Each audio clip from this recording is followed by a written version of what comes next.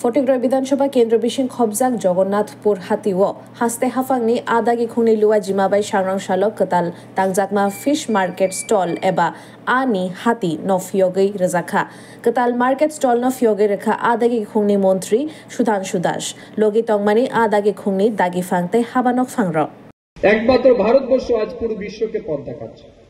ভারতবর্ষের নাগরিক হিসেবে এটা আমাদের দায়িত্ব নিতে হবে। এই ভারতবর্ষের মধ্যে এরকম পরিস্থিতিকে অস্থির করার জন্য অনেকেই চেষ্টা করছেন, অনেকেই চক্রান্ত করছেন। সেই চক্রান্তকে প্রতিহত আমাদের করতে হবে এবং আমাদের শিক্ষা নিতে হবে। পাশাপাশি বাংলাদেশে যে ঘটনাগুলি ঘটছে এগুলি দেখেও আমাদের শিক্ষা নিতে হবে এবং আমাদের প্রজন্মকে বোঝাতে হবে, বলতে হবে, আগামী দিনের জন্য প্রস্তুত থাকতে হবে আমাদেরকে। অত্যন্ত নিকৃষ্টতম একটা সময়ের মধ্যে দিয়ে বাংলাদেশ কাটাচ্ছে বর্তমানে। বাংলাদেশে বিশেষ করে হিন্দু সনাতনী বন্ধুরা যারা আছেন, মাইনরিটি যারা আছেন, তাদের কি বিষময় দিন, প্রত্যেকটা দিন তাদের কত কষ্ট করে তাদের জীবন যাপন করতে হচ্ছে। প্রত্যেক দিন কোনো না কোনো হিন্দু মেয়েকে তুলে নিয়ে গণধর্ষণ হচ্ছে, কোনো না কোনো পাহাড়ি মেয়েকে তুলে নিয়ে গণধর্ষণ করছে, কোথাও কারোর মন্দির ভেঙে দিচ্ছে।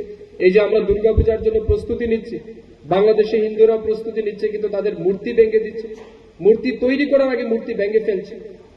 এগুলি আমাদের ভুললে চলবে না, এগুলি আমাদের মাথায় রাখতে হবে, মনে রাখতে হবে এবং কোন বিচারধারার সাথে আমরা চলছি এটাও আমাদের ভাবতে হবে।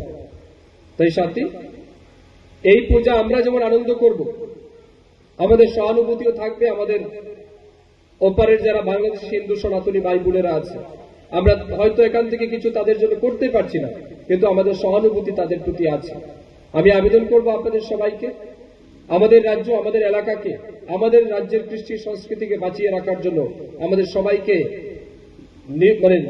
দলমত নির্বিশেষে ঐক্যবদ্ধ হয়ে কাজ করতে হবে।